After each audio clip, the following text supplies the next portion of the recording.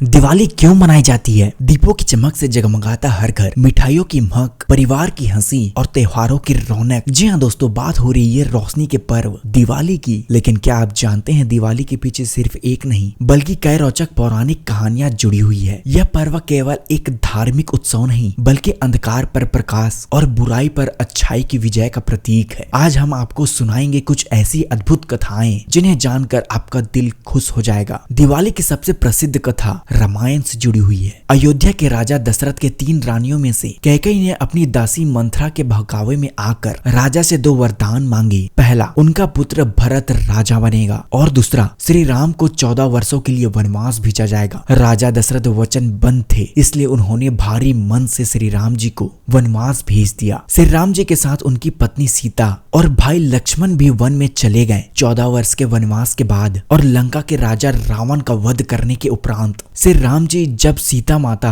और लक्ष्मण के साथ अयोध्या लौटे तो पूरा नगर खुशी से झूम उठा। कहा जाता है कि उनके आगमन के अवसर पर अयोध्या वासियों ने अपने घरों को दीपों से सजाया और पूरी नगर को प्रकाश से जगमगा दिया। हर गली, हर मोहल्ला, हर घर दीपों से सुसज्जित था। इसी कारण इस दिन को दीपों का त्योहार कहा जाता है। यह दिन अच्छाई की बुराई पर विजय और धर्म की पुनः स्थापना की प्रतीक बनाया गया। तभी से हर वर्ष कार्तिक अमावस्या को दिवाली का उत्सव धूमधाम से मनाया जाता है। दूसरी कथा महाभारत से जुड़ी हुई है। दिवाली के पर्व से जुड़ी एक अन्य कथा महाभारत के समय की है, जहां कौरव और पांडव के बीच जुड़ी एक खेल हुआ था। तो शकुनी मामा की चालों से कौरव ने पांडवों को छल से हरा दिया। इसके परिणाम स्वरूप पांडवों को अपना राज्य छोड़कर 13 वर्षों के लिए वनवास जाना पड़ा था। इन 13 वर्षों में उन्होंने भीषण कठिनाइयां झेली, लेकिन समय पूरा होने के उपरांत कार्तिक अमावस्या के दिन पांडव युधिष्ठिर, भीम, अर्जुन, नकुल और सहदेव अपने राज्य लौटे। उनकी वापसी पर प्रजा ने पूरे शहर में दीप जलाकर उनका स्वागत किया। चारों ओर खुशियां का वातावरण था। माना जाता है कि तभी दीपावली का पर्व पांडवों की राज्य वापसी की स्मृति में भी मनाया जाता है। इस प्रकार यह पर्व केवल रामायण से ही नहीं बल्कि महाभारत के इतिहास से भी गहराई से जुड़ा है। तीसरा,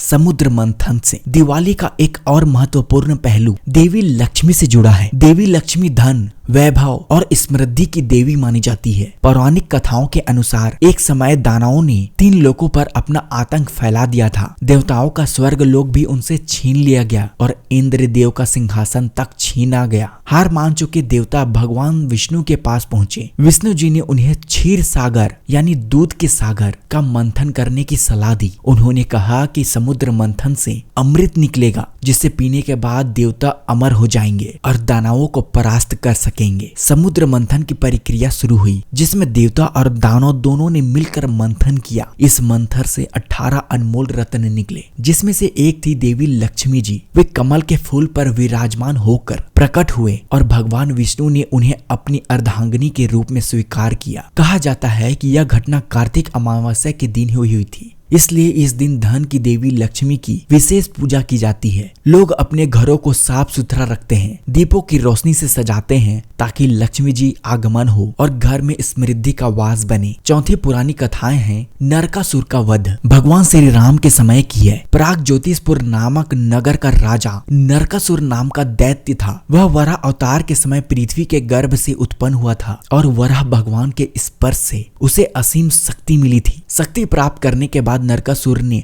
अत्याचार शुरू कर दिया। उसने देवताओं को परास्त कर लिया, स्वर्ग पर अधिकार जमा लिया, ऋषि मुनियों को सताने लगा और 16,000 स्त्रियों को बंदी बना लिया। उसके आतंक से तीनों लोगों में भय का माहौल था। देवता भगवान श्री कृष्ण के शरण पहुंचे, लेकिन नरकासुर को स्त्री के हाथों मृत्यु का वरदान प्राप्त था। इसलिए श्री कृष्ण जी ने अपनी पत्नी सत्यभामा को युद्ध में साथ लिया। वे गरुड़ पर सवार होकर नरकासुर के राज्य पहुंचे। घोर युद्ध हुआ। श्री कृष्ण जी ने सत्यभामा की सहायता से नरकासुर और उसकी विशाल सेना का संहार किया। अंततः कार्तिक माह की कृष्ण पक्ष की चतुर्दशी को नरकासुर मारा गया और देवताओं व साधुओं को उसके आतंक से मुक्ति मिली। नरकासुर के वध के बाद अगले दिन यानी कार्तिक अमावस्या को लोगों ने हर्ष में दीप जलाए। इसी घटना की स्मृति में नरक चतुर्दशी और दीपावली का पर्व मनाया जाता है। 5वीं पुरानी कथा। दीपावली केवल पौराणिक घटनाओं तक सीमित नहीं है, इस पर्व का गहरा सांस्कृतिक और आध्यात्मिक अर्थ भी है। दीपक को ज्ञान, और आशा का प्रतीक माना जाता है। जिस प्रकार दीपक अंधकार को दूर करता है, उसी प्रकार यह त्योहार हमें जीवन से अज्ञानता,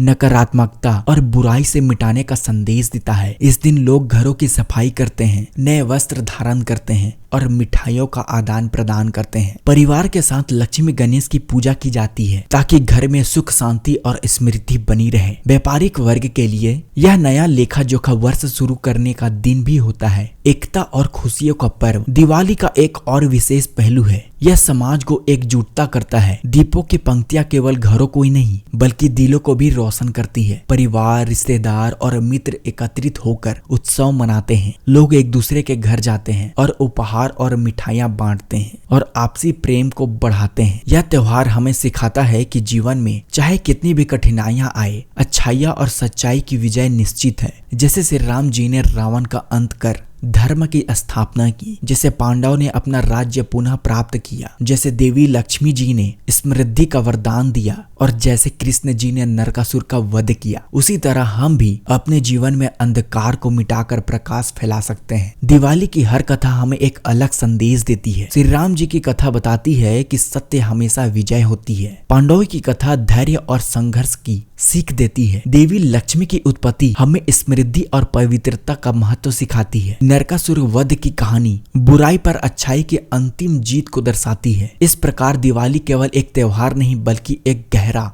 आध्यात्मिक और सांस्कृतिक अनुभव है जो हमें जीवन को नई दृष्टि से देखने की प्रेरणा देता है। तो मित्रों, जब आप इस दिवाली अपने घर में दीप जलाएंगे तो केवल घर ही नहीं बल्कि अपने भीतर अंधकार को भी मिटाएं। यही इस त्योहार की सच्ची भावना है। अंधकार से प्रकाश की ओर आप सभी को दीपावली की हार्दिक शुभकामनाएं।